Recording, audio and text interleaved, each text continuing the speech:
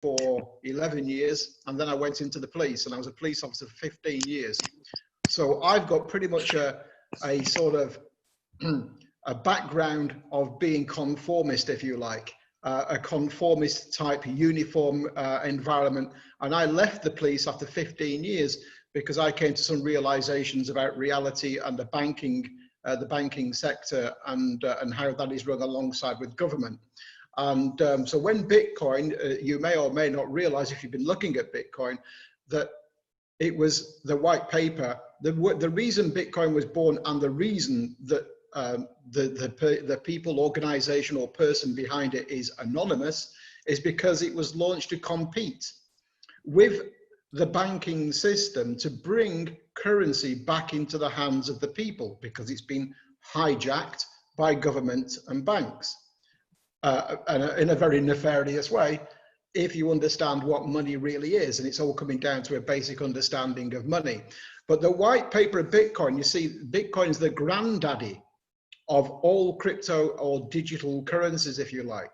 And the reason it was born, the reason you see a lot of people who are anarchists, and when I say anarchy, I mean people who want to be sovereign, who want to self-rule, who want self-governance to make decisions for themselves, look upon Bitcoin in the early days as being a vehicle for a sovereign currency, a peer-to-peer system where people can buy, sell, trade between each other for a recognized secure currency off the blockchain, completely decentralized, completely autonomous, and without any central control. That's the ethos of Bitcoin.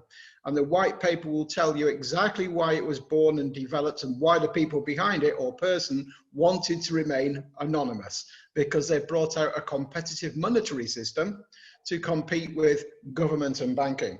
So you can probably work out why.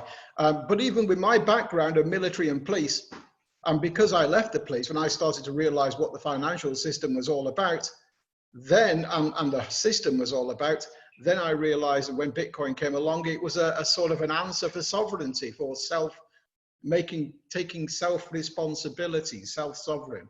And so that's what the white paper of Bitcoin will tell you. So you've got to remember, all cryptocurrencies that have been released since Bitcoin have all sort of tried to follow a similar path. Decentralization, for example, the BizzCoin wallet is a decentralized wallet. It has no central authority. The responsibility of ownership is on you. So when you download the wallet off the Apple Store or the Play Store, then that wallet is in your custodial. You are the custodian of that wallet. If you lose that wallet, you lose your livelihood of coins. And this is the ethos, same with Bitcoin. That's why you may have heard when people have had Bitcoin wallets, they lose their wallet, they've lost their Bitcoin. There's a story a couple of years ago of a guy, when the coin went to $17,000, $18,000, he woke up and realized that he bought Bitcoin when it was about 3 cents in the early days, put it onto his laptop, and that laptop, where he stored his coins on his laptop, that laptop went in the bin. And he realized he'd just thrown away at that time, at that value, something like $60 million. And he went to the tip. It was in the UK, and he went to the tip, and he took friends and family, offered a reward, and they're all raking this tip to try and find that laptop, because that's where the coins were. Coins gone, money gone. So that is all about taking self-responsibility, which is a big step forward for not relying on mummy and daddy government or mummy and daddy banker who are in their, taking care of you in a mafia sort of way, if you like, and then taking responsibility back for your own financial well-being. So that is the basis of all cryptocurrencies, really, and set and started by Bitcoin. And when I entered Bitcoin nearly 10 years ago, there was only 2 coins on the market. There was Bitcoin and Litecoin. Bitcoin was known as the gold, and Litecoin was known as the silver. They were the only 2 currencies you could have hold of. Now, if you look on CoinMarketCap now, if Hader can just share CoinMarketCap. So bearing in mind, just under 10 years ago, the only 2 coins that were on the market following the same philosophy, you download a wallet to put the coins in. You lose your wallet, you lose your coins. You lose access to the wallet, you lose your coins. As you can see now, I'm going to take you through CoinMarketCap on the top left-hand side. You can see cryptocurrencies 5,360. Well, they are growing every day. So that is how many cryptocurrencies now are being released. You see, what happened is that more and more people realize the potential in cryptocurrencies and the aspect of freedom. But what Bitcoin lacked and still lacks today really is what we call an ecosystem, a system where the coin can be used to get everyday products, your food, to pay for your regular bills, to pay the rent and things like this. This is what Bitcoin doesn't have. And although Bitcoin doesn't have it, it is the granddaddy, and it's over $7,000 a coin and reached 20,000 as we know. So today there's 5,380, I think it says, coins, and they're all competing for a share of this digital currency market. But I can tell you now, let me tell you the difference between a Bitcoin and altcoins. Just in case those people that don't know, it's simple stuff, I know. But if it isn't a Bitcoin, it's known as an altcoin. It's an alt. If it's not a Bitcoin, it's an altcoin. And the altcoin market is obviously 5,379 altcoins. And what they're all doing is competing for a space in the digital currency market. And where they've seen lacks, shortfalls in other cryptocurrencies, they are trying to bring something forward to fill a gap, but still keep the ethos of being decentralized and to keep a sort of monetary system to follow the guidelines of the white paper of Bitcoin, to keep a sort of sovereign aspect to the currency so that it can potentially stand on its own 2 feet, so that it can sustain itself should the need arise. For example, should the fiat currency system collapse.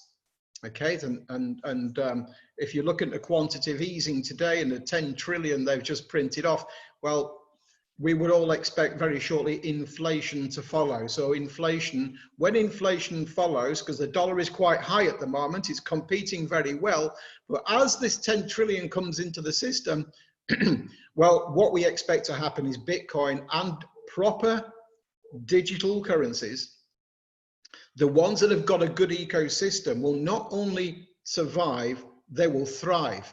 And the altcoins that do not have an ecosystem that is reliable, and they do not have a community like we are growing, for example, those altcoins will be wiped off the face of the earth. And I would expect many of them will go, 80+% will go through non-regulation, because a lot of these coins are not regulated.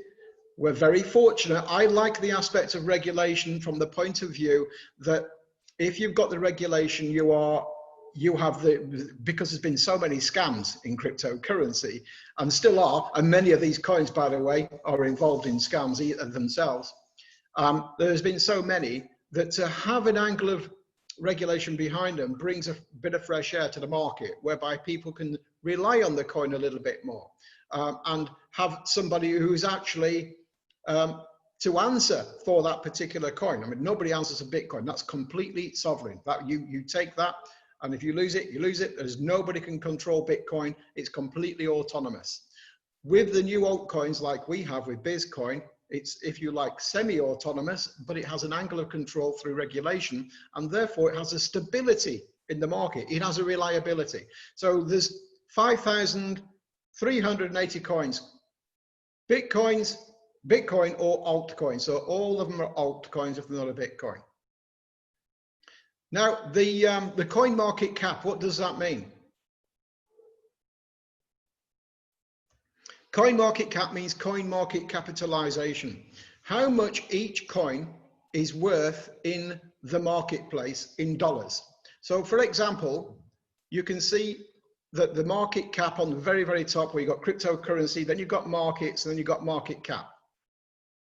The market cap means all of the cryptocurrencies in the world, including Bitcoin, if you add them all up together with what they are worth, all these 5,380, their market share of capitalization in the whole world is 203,132,278,484. So that is the full market capitalization of all the cryptocurrencies together, which are all worth, and that changes constantly, of course, because the values go up and down.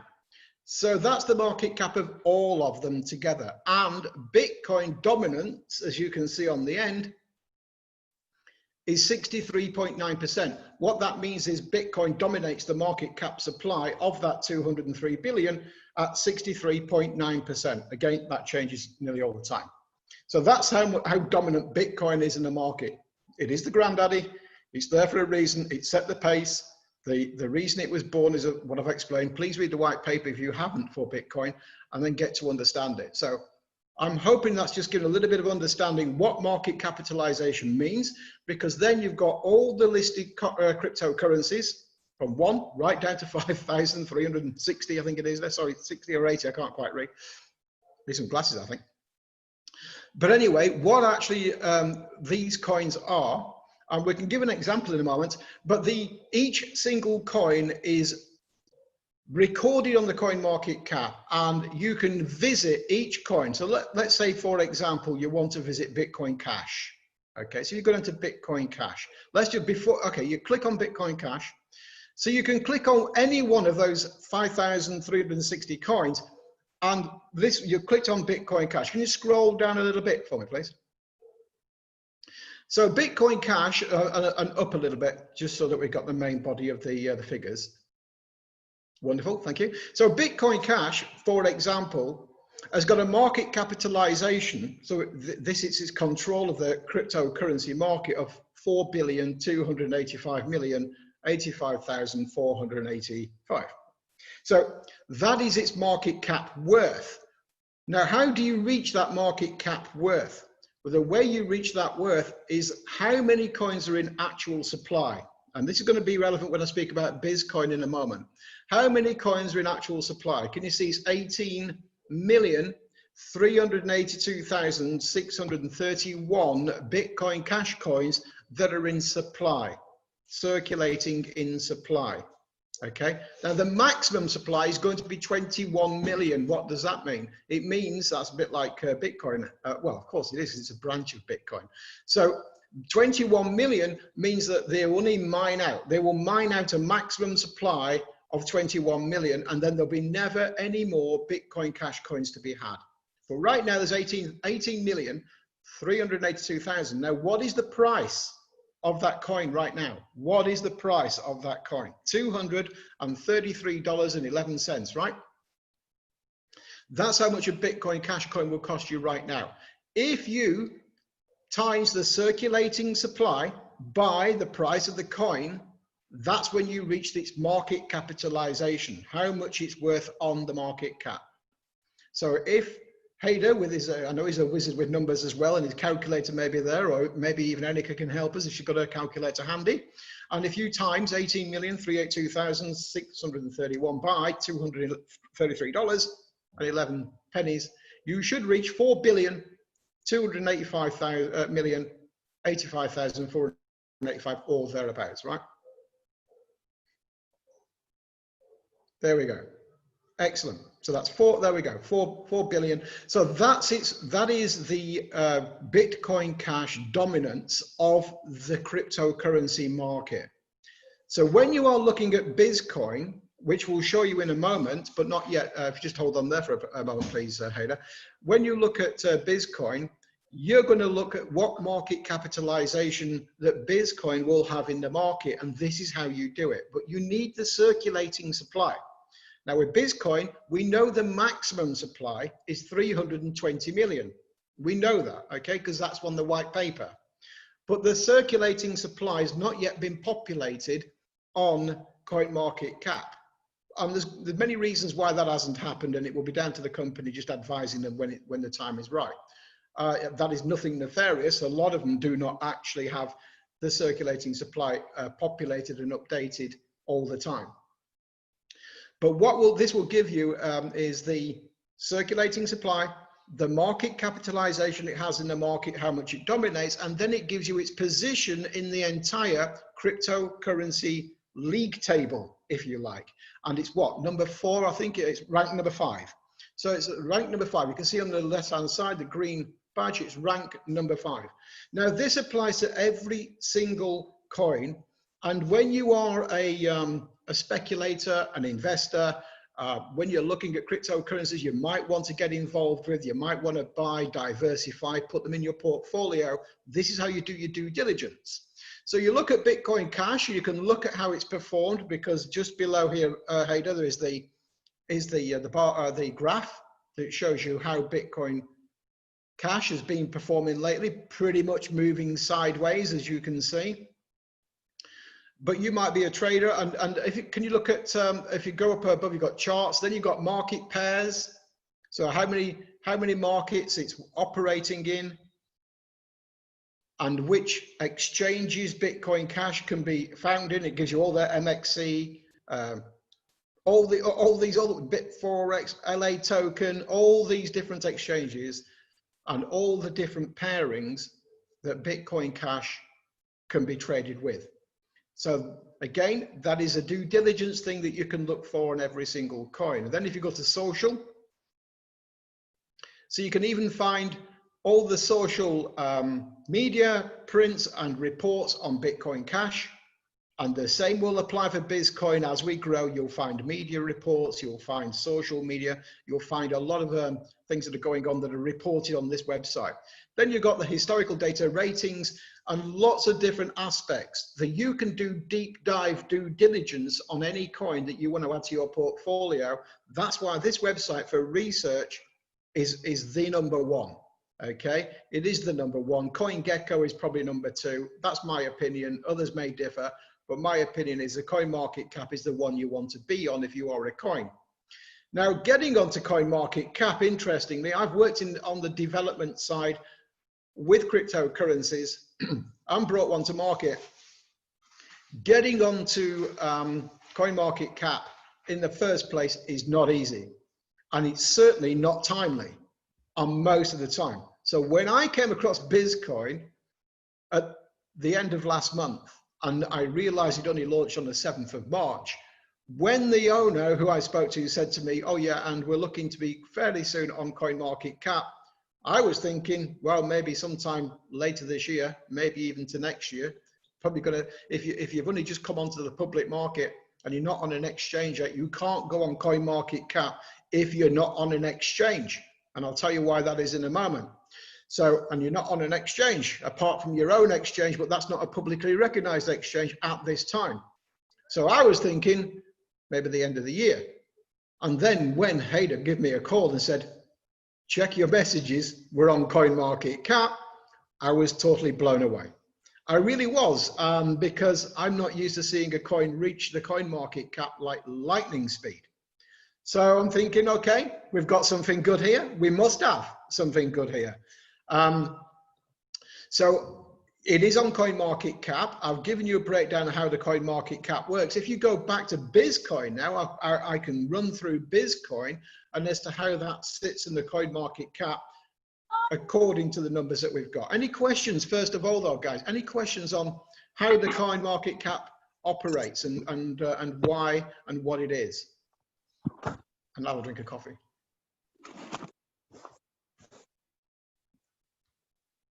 That was amazing insight from Terry in regards to CoinMarketCap. Any questions, guys?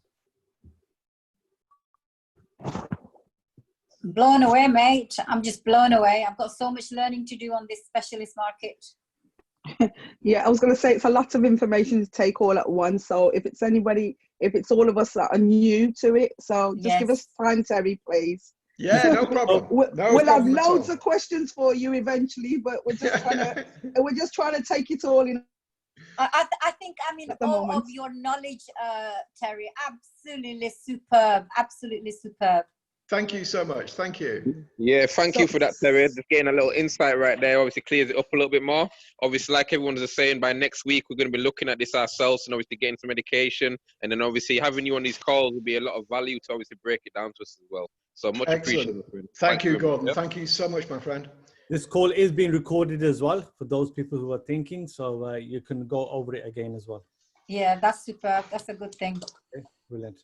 So Randall was quickly asking, how do we get onto the CoinMarketCap so quick? And the only way I can imagine that we got on so quick is because what is pretty new in the cryptocurrency is having a regulated coin having a regulated coin these days gives you instant credibility, because the government that you're regulated from have no doubt had to follow protocol and give you the regulatory license, and you've got to be squeaky clean to get it. Okay, you can't just be a scam or one of these coin shufflers that is hopefully going to get. You won't get past. And you might try and use a fake license number, but the likes of CoinMarketCap are going to find out and do their due diligence on every coin. So I can only imagine that's what helped BizzCoin get listed so quickly was the fact that they are, of course, a regulated coin out of Estonia, and Estonia is currently one of the most prominent countries to have the regulation from. Now,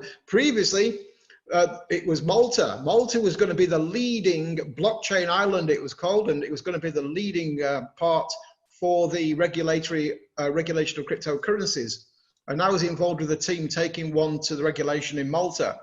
But Malta, unfortunately, have now had a change of government and a slight change of heart, and their laws, because they had a lot to comply with, were not up to scratch for, at that time, regulation, although they're still working on it. So, but they've had a change of government and a change of flavor, and that's what happens, is that opposition parties might have a different view. So that slowed things down in Malta. And Estonia, I mean, all these countries are in business like anybody else, and Estonia can step forward, and Lithuania is another good country to have regulation from. So Malta, unfortunately, were not the first over the finish line. Estonia were. So to get a license out of Estonia is not cheap, and it's not easy. And therefore, I would imagine that gave a little bit of quicker speed to get through onto the CoinMarketCap. Okay, and the speed in regards to being on other exchanges is phenomenal. Okay, I'm going to show you something very exclusive, guys, to you now. Okay, I'm going to show you something, as you can see from my phone. Okay, this was, can you see that? I don't know whether you can see that.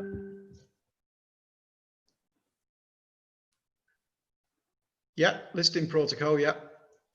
Okay, so this is an email to say that we have done research in your coin, and we like you to be on our exchange. And this is again one of the top 5 exchanges in the world. Okay. Oh, well done. I had to delete that because it cannot be shown to everybody. So it's very exclusive. So and I'll tell you why that is good news in a moment. So can you bring the CoinMarketCap website back up for BizzCoin, please, mate? Yes. Let's do that now, guys. Okay, so BizzCoin. Now, what you will see with BizzCoin is, and I want to, because when you're speaking to your prospects and you say, look, the coin is on CoinMarketCap, one of the first things they will probably point out to you, if they understand crypto, is that, well, why is there a big question mark at circulating supply? And why are you ranked at 2,190, as I think it says, okay? Yeah. Which is not a good ranking, right? It's about just over 2/3 the way down the ranking list, and you would expect. Now, if you do this, then, if you do this, paid with your calculator, if you calculate 42 cents by 320 million, what would you actually have figure-wise that would be technically a coin market cap at this time for BizzCoin at 42 cents, 42.1262? I've got 134 million. Is that correct? Right, make a note of that, guys. That's about, yeah, it sounds about right. $134 million. And that sounds about right. Please make a note of that. Keep that in mind. Okay, to be exact, it's 134,400,000. No, that would be 134 million. I wouldn't think that would be 134 billion. That'd be 134 million. Yeah. So 134,400,000, right? So please, guys, make a note of that number, because technically that is going to be that would be our coin market cap. But the coin market cap will be determined by how many coins you have in circulation. Now, I know we don't have 320 million coins in circulation at this time. I don't know how many coins exactly there are in circulation right now. This is why it's missing. The company will advise CoinMarketCap when the time is right what the circulating supply is at any one time, and that circulating supply can change. It can change. So They're just waiting. CoinMarketCap are waiting for the company to say, okay, we have, for example, 50 million coins currently in circulation. So what you would do if there was 50 million coins in circulation, you would times that by the current price, 42 cents. The total would then be your coin market capitalization, what you are worth in the market as a coin. Now, we are potentially worth, when the full supply is put out, 320 million. You may have heard Rehan saying to you, we're going to reach a top 10 or a top 50 in the coin market cap. I want to show you now what that means and why he's so smile on his face when he says it, okay? You've got 134,400,000 coin market cap at today's price, 42 cents, with a circulating supply of 320 million. Is that correct there, Hader? Correct. So let's go back to the coin market cap on the top left. Coin market cap, if you go back to the index of cryptocurrencies, sorry, down onto the coin market cap, it's the home page. To the crypto, yeah, that, yeah, you should be able to just click up. There we go. Right, great.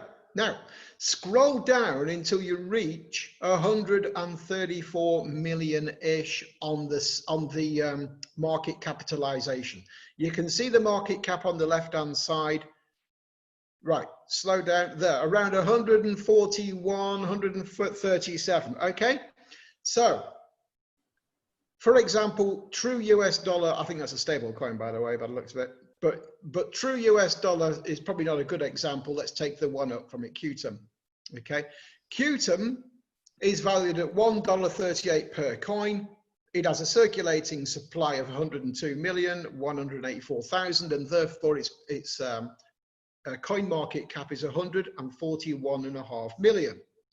Now, if all our coins are in circulation right now at a price we are at 42 cents, you calculate that, and we would be sitting around the top 39, top 40 coins in the world already.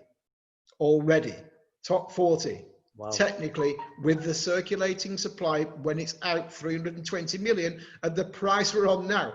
So when you watch the price go up, 1 cent in movement, just 1 cent times 320 million takes you racing up the charts.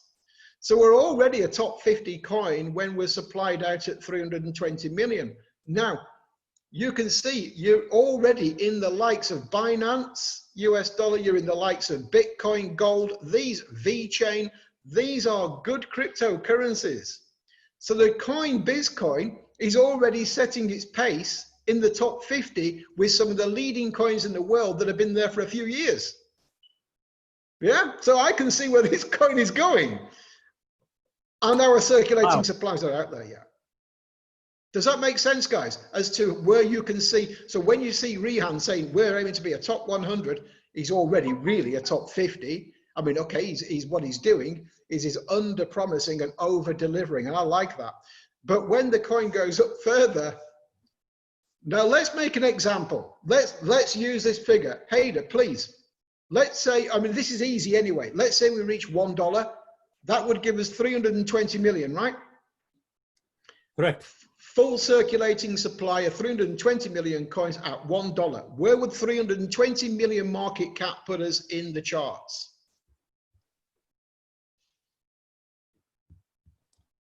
27? Yeah, about 28, 27. So you're a top 30 coin.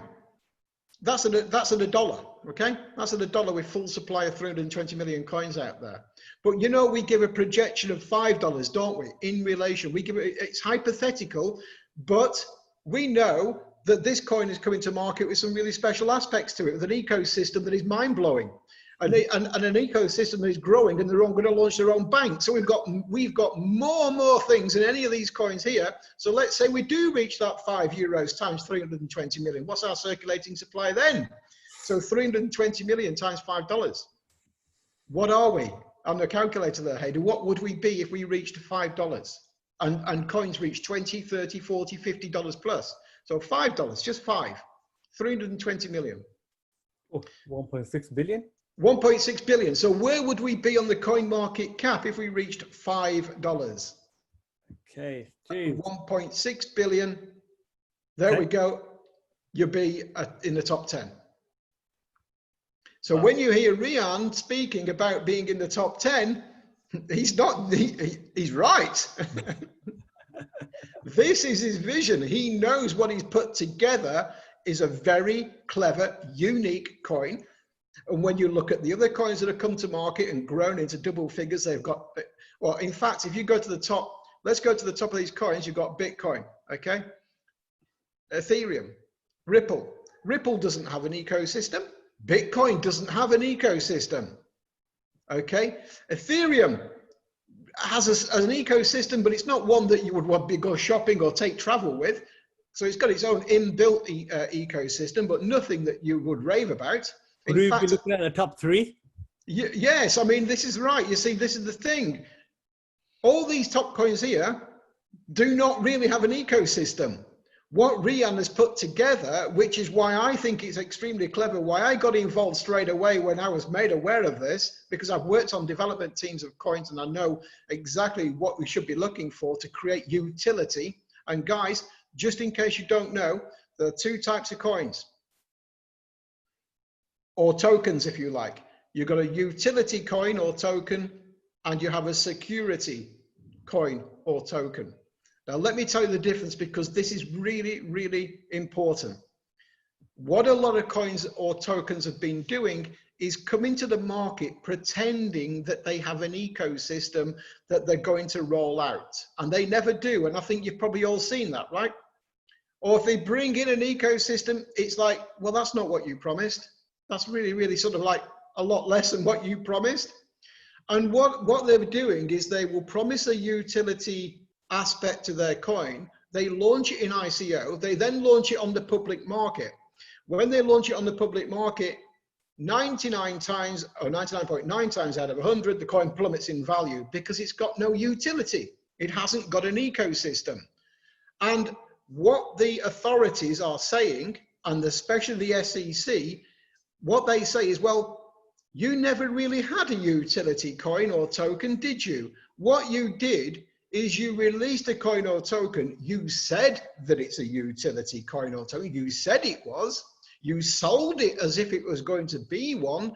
But what actually happened was you attracted people as investors, not as in participants of the coin. You attracted investors. If you attract investors who are speculating on the coin to increase in value only, and it has no ecosystem, then what you have is a security.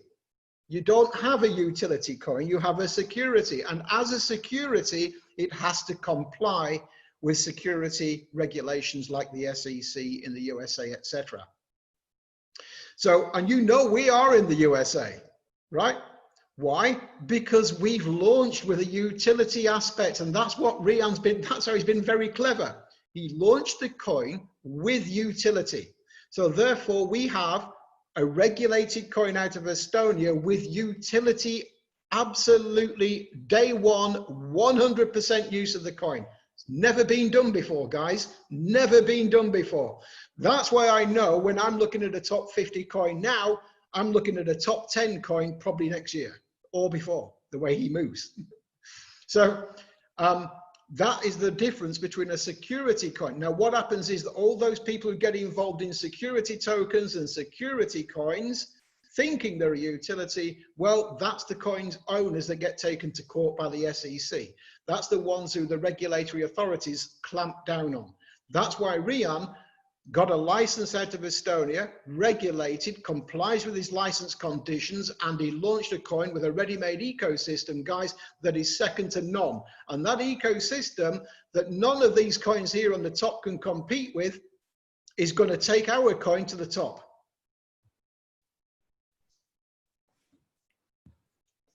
Let that sink in. Wow. So absolutely crazy, man. This is superb. Isn't it? It is superb. I mean, I'm just going to say it again. Your knowledge is second to none. I think you should be doing all the presentations. Thank you. I certainly think that we're going to have a rerun of this. I know it's been recorded. It's been recorded, honey. I'm going to watch it repeatedly until I know it's been recorded, but I still think we need it alive again and again. Oh, and yeah, again. yeah. Definitely. Got another question here. 2 questions. Amazing. Wow. Amazing news. Okay. Excellent. Glad we're enjoying this call, guys. Thank you very much. This is one of the best calls, Heather. One of the best calls, best training we've ever had. We needed this. The presentation is just slides and it speaks for itself. It's the working system that we need to understand. So when people ask us questions, at least we can show an element of knowledge. Yeah. Absolutely right, guys. And this will assist you when you have your prospects, you speak to them and they say to you, are you on the coin market cap? Because that's one of the first questions what somebody who's in crypto that knows about crypto is going to ask. And you can say, oh yes, and we got there in record time. And now let me tell you why, and let me show you coin market cap and where we're headed. CoinGecko, which is the other CoinMarketCap website, it's just a competitor with CoinMarketCap. So CoinGecko does the same thing. It's not an exchange, it is just a CoinMarketCap website. And it does pretty much the same. And people look to be on CoinMarketCap and CoinGecko because they're the 2 leading coin market analytical websites for you to look at. Fantastic. As you can see, the coins, they've only got 7,104 coins listed on CoinGecko, as opposed to CoinMarketCap with 5,380. So CoinMarketCap is always the favorite one. Okay. We also go back into, we have a look at the exchanges. I just do volume. So talk about Bilaxy as being one of the exchanges that we are with. So let's talk about the exchanges now, because and we'll mention that point where you brought up your phone and showed the big company that is actually written to BizzCoin, inviting them to be on their exchange. Now, you guys may or may not know this already, but if you want to go on to one of the leading exchanges, and I had experience of applying to go on with a coin to Binance, you are the leading exchange, you are looking, I think Binance, we're asking around $3 to $5 million just to list your coin, just for them to list it. And you had to go through a full application process. They had to vet everything. You know, these leading exchanges are leading exchanges because what they're doing is complying with a lot of regulations that have to be squeaky clean, because so many scams have taken place in the crypto market that the dodgy coins tend to stick to the lower ranking exchanges. The coins have got respectability and a future, get onto the top exchanges because they can do, but it costs a lot of money to get on those exchanges. So when an exchange writes to you, to your coin, inviting you onto their exchange, they've already vetted and done the application for you, then you are being looked upon on very favorable terms. Because why would a top exchange invite a coin to? Because they get coins applying to them all the time, and they can charge millions to get listed, especially on these high volume exchanges. And that's why you look at the volume. You look at the adjusted volume and the full volume of how much money is going through that exchange, so you know whether you're going to have the volume of funds going through to support your coin, to get transactions from traders. So that's why people apply for the top exchanges, because of the fluidity of funds by traders and generating volume and doing all the trading. So when they trade, your coin goes up in value or down, it's traded and it creates volume. So the volume is very important. And if an exchange invites your coin onto their platform, they're a business, right? How do exchanges make their money, Hader? Do you know? No, I don't know, no. Exchanges make their money from trading volume. Trading volume, probably. Exactly. So the trading volume. So if they are inviting a coin onto their exchange, what is that telling you? They're making a percentage. They're making a profit. They can see your coin as a hot coin that is going to be Yes. attractive for people to trade, and therefore they're going to make money off that coin with traders. And they've done their due diligence on the ecosystem, on the coin, on the regulatory side. And when that top exchange, because I know the name of it, I've invited you to go onto their exchange, they've done that because they're a business and they can see volume. So that should be another telltale sign for you guys as to where this coin is going. They've done their research. They know that if you get into the top 10, you're going to be doing a lot of volume. That's a lot of money, a lot of profit for the exchanges. That's why we've got our own exchange, by the way, because exchanges make, billions of money. So when you get on these exchanges, if they are inviting you to an exchange, you do not get on these exchanges easy. So when Rian said to me, oh yeah, we're hopefully going to be getting onto the coin market cap, and I'm thinking, yeah, okay, 6 months, maybe more. And then we're going to be on the exchanges, and I'm thinking, well, you only launched a coin last month, so probably a game around the same time, because you can't get onto coin market cap until you're on an exchange, because it has to take the measure of how much your coin is worth. I'll tell you about that in a moment. So when BizzTrade, however you pronounce it, launched our coin, which is a top 5, top 4 exchange, I was blown away again.